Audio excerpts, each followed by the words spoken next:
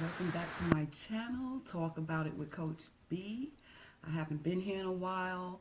I hit a bump in the road of life, and we all go through them, but I'm back.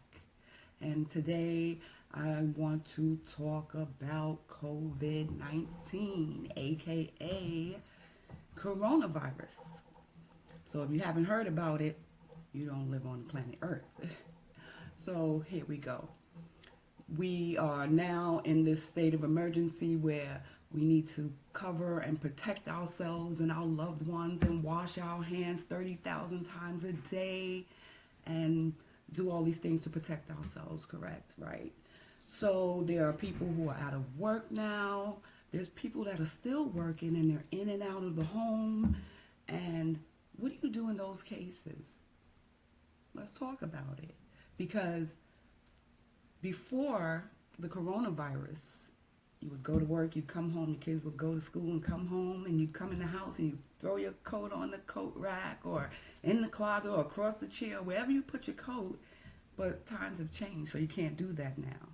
So what I want to do is I want to teach you guys how to create a decontamination station in your home.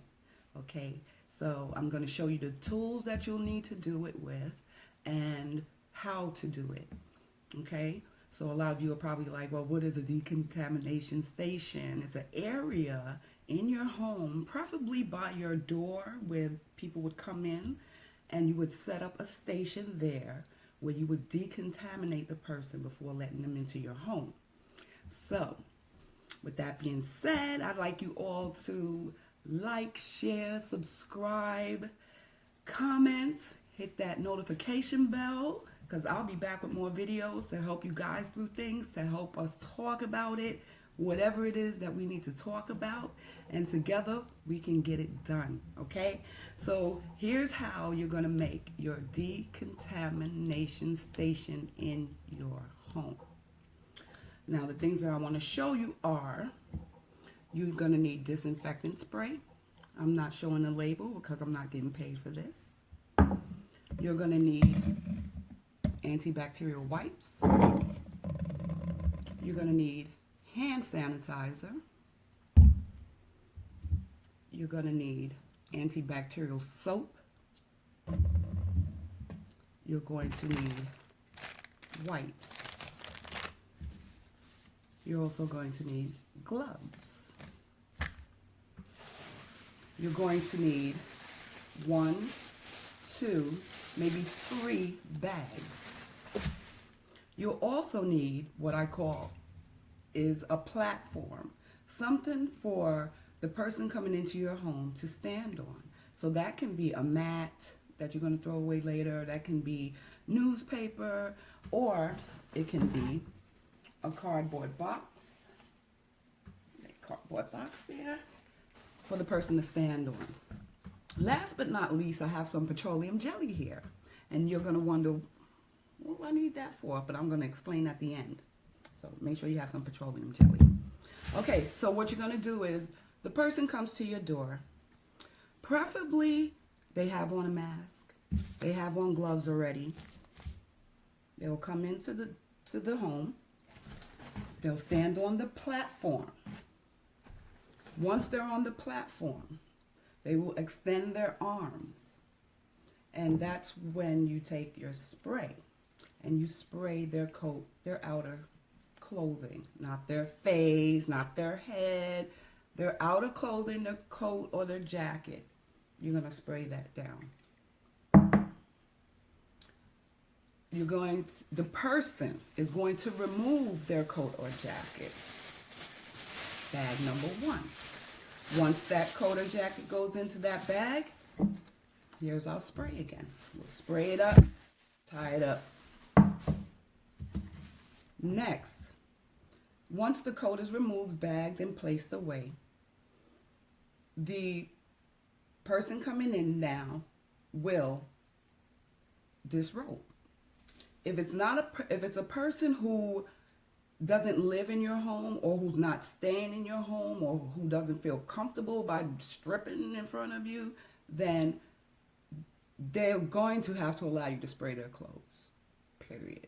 You got to spray something. Now, once that's done, the clothes are off. Bag number 2. Before the clothes, though, I did skip a part. The shoes. You'll have a box, which I have, a box. Those shoes will go into that box. You'll spray that box. You'll cover it either with a bag, or you can use a bag and do the same thing. Get those shoes in there. Next, off come the gloves of the person coming into the home. The proper way to take off gloves, people. You have on plastic gloves, rubber gloves, whatever it is. You pinch the middle.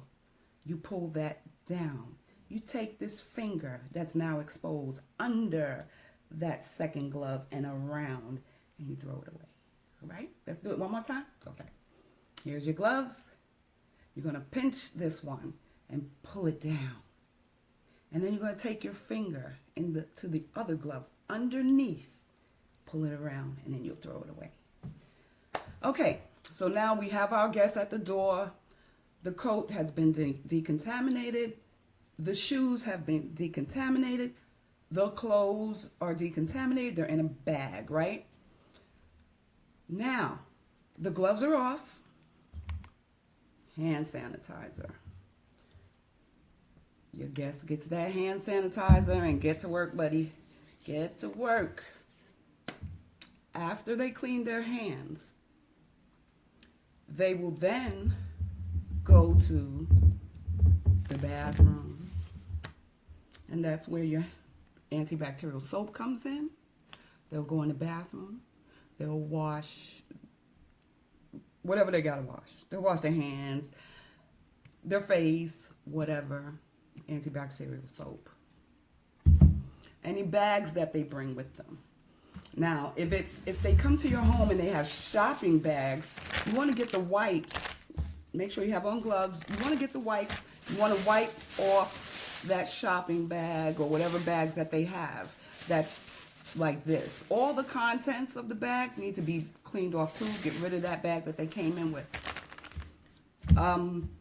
So we're gonna put the bag away, all the things away that the person came with. Luggage type bags, pocketbooks, stuff like that. Spray, wipe, bag it. Whatever, if cell phones come into your house, keys, all of those things.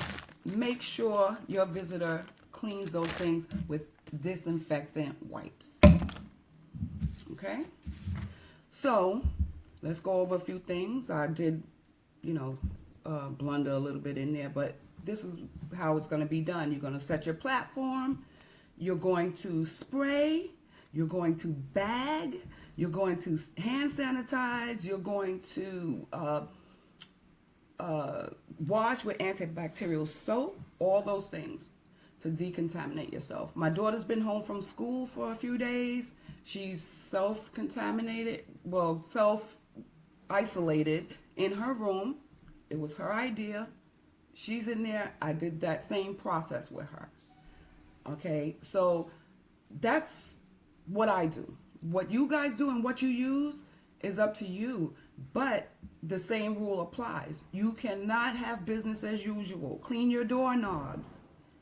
Clean your doorknobs. Make sure that if your husband, your wife, your kids, or whoever has to come through your door is decontaminated every time they come in there. Okay? Now, below, I have 2 videos that I did months ago before this ever happened, before this started. And in those videos, I talked about, one is titled Taxes. I need you guys to look at that video. If you guys looked at that video months ago, then you'd be a little less anxious about what's going on right now. So if you look at that video, you'll know what I'm talking about. The other video is, I retitled it Coronavirus. And that video, if you look at the date, I did that months ago. And if you saw that video, then you would have less anxiety during this time as well. Because both of those videos prepare you for what's happening right now. They sure do. They sure do. Check my videos, the one on coronavirus and the one on taxes. Okay, so here's my last thing. Petroleum jelly. I love this stuff. I've been using this stuff since my mama put it on me. And I don't know. It's like a miracle drug. I don't know. I'm gonna be 55 years old, and it keeps my skin just as forget about it. But anyway, the reason that I'm telling you guys to have some of this as it pertains to the coronavirus is that it works as a shield against the elements. You know, we're out there all day. Do you know the amount of stuff that's on our face? You know, all day long. So you have some Vaseline on your face, and that way you come home, you get your antibacterial soap, and you wash it all off. This is the last, and I promise you, people with long hair, like me, long hair, you need to cover your hair up. Cover up your hair. To guys, women who are bald and they don't like to wear hats or scarves or anything to cover their heads, here you go. Cover your heads. Cover your ears. Cover your eyes. Cover your nose. Cover your mouth. Any cuts, scrapes, cover them. Because all of those are portals into the body. The smallest cut or scratch that's not covered can be a breeding ground for microorganisms to enter your body. So just be safe. Hope you like my video. I hope that you learned some tips, and I'll see you on the next one. I'll be back, and I'll be back with a lot of good stuff. So like, share, and subscribe, and I'll see you guys later.